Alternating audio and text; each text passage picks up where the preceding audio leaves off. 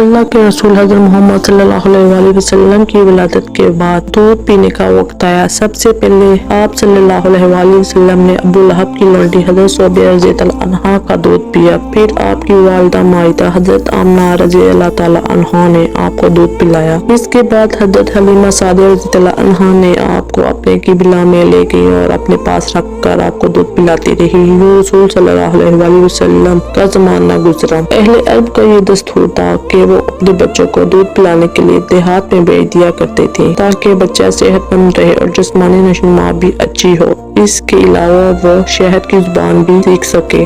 हजरत हलीमा सादिया रज़ियल्लाहु अन्हा बयान करती है कि मैं अपनी कौम बनी साद की औरतों के साथ दूध पिलाने के लिए बच्चों की तलाश में गई। इस साल अरब में सख्त काहत और तंगी थी। मेरे गोद में एक बच्चा था, लेकिन भूख और कमजोरी की वजह से मेरे सीने में दूध नहीं था कि मैं उसको पिला सकूं। बच्चा भूखा रहता, रात भर रोता और हमें भी सोने नहीं देता था। हमारे पास एक ऊँटनी थी, मगर इसके थन भी खाली थे। मक्का के सफर पर मैं जिस सवारी पर सवार थी वो इतनी कमजोर थी कि काफिले के साथ चल नहीं पाती थी। काफिले वाले भी तंग आ गए थे। बड़ी मुश्किल से हम मक्का पहुँचे। जब औरतों ने रसूल सल्लल्लाहु अलैहि वसल्लम को देखा और ये सुना कि आप यतीम हैं, कोई भी आपको लेने पर तैयार न हो। सबको ये ख्याल था कि चुनाचा बच्चा यतीम है, इसीलिए ज्यादा इनाम नहीं मिलेगा। हज़रत हलीमा सादिया रज़ियल्लाहु अन्हा फरमाती है कि हकीकत में ये यतीम नहीं बल्कि किस्मत का सितारा थे जो चांद से ज्यादा रोशन था। मेरे दूध की कमी ही मेरे लिए अल्लाह की रहमत बन गई, वरना लोग मुझे कभी ये बच्चा न देते। मैंने अपने शोहर से कहा, ये मुनासिब नहीं कि मैं खाली हाथ वापस जाऊँ, बेहतर है कि मैं अपने बच्चे को अपने साथ ले जाऊँ। मेरे शोहर ने भी इस बात को कबूल किया। यूं हज़रत हलीमा सादिया रज़ियल्लाहु अन्हा इस यतीम बच्चे को अपने साथ ले आई, जो दरअसल हज़रत आमना और हज़रत हलीमा ही के लिए रहमत न था बल्कि मशरिक और मगरिब के लिए भी अल्लाह ताला की सबसे बड़ी नेमत था।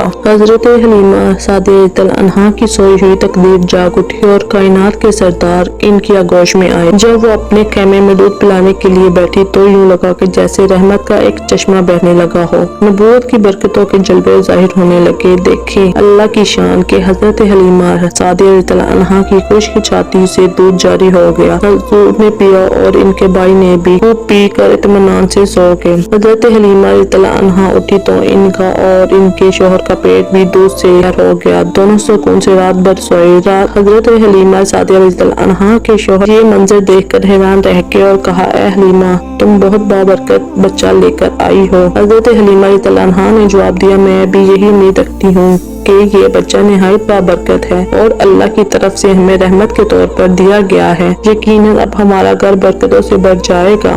इसके बाद हम हजूर को अपनी गोद में लेकर मक्का से अपने गांव रवाना हुए। मेरी सवारी इतनी तेज दौड़ने लगी कि कोई इसको पहचान ना सका। काफिले की औरतें हैरानी से कहने लगी, हलीमा, क्या ये वही सवारी है जिस पर तुम आई थी या कोई नई तेज सवारी खरीद ली है? हम घर पहुँचे तो सख्त कहत साली थी। सब जानवर खुश्क हो चुके थे, लेकिन जैसे ही मैं घर में दाखिल हुई मेरी बकरियां दूध से भर गईं।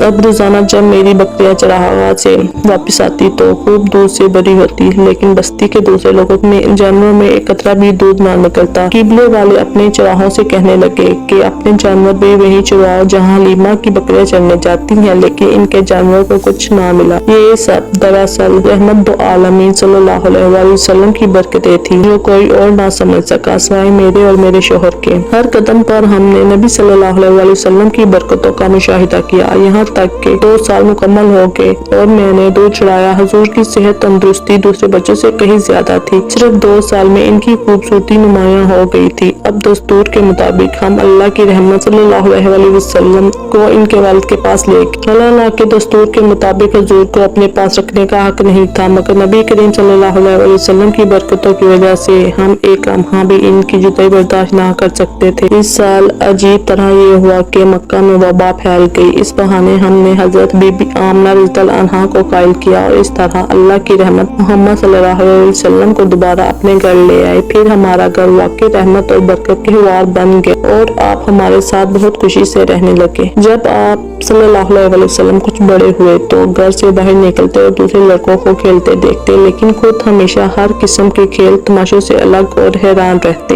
एक दिन आपने मुझसे कहा, अम्मी अम्मी जान, मेरे दूसरे बहन भाई सारा दिन नजर नहीं आते, ये लोग सुबह कहाँ चले जाते हैं? मैंने जवाब दिया, बेटा ये सब बकरियां चराने जाते हैं। ये सुनकर आपने फरमाया, अम्मा जान मुझे भी अपने भाइयों के साथ भेज दिया करें। नबी करीम सल्लल्लाहु अलैहि वसल्लम के इज़हार पर हजरत हलीमा सादिया रज़ियल्लाहु अन्हा ने इजाजत दे दी और आप सल्लल्लाहु अलैहि वसल्लम को अपने बच्चों के साथ बकरियां चराने के लिए भेज दिया। रोजाना आप सल्लल्लाहु अलैहि वसल्लम भी वहीं जाते जहाँ हजरत हलीमा रज़ियल्लाहु अन्हा की बकरियां चराने जाती थी। बकरियों को चरा कर लाना और इनकी देखभाल करना वो सुन्नत है जो तमाम अंबिया और रसूल की जिंदगी में रही है।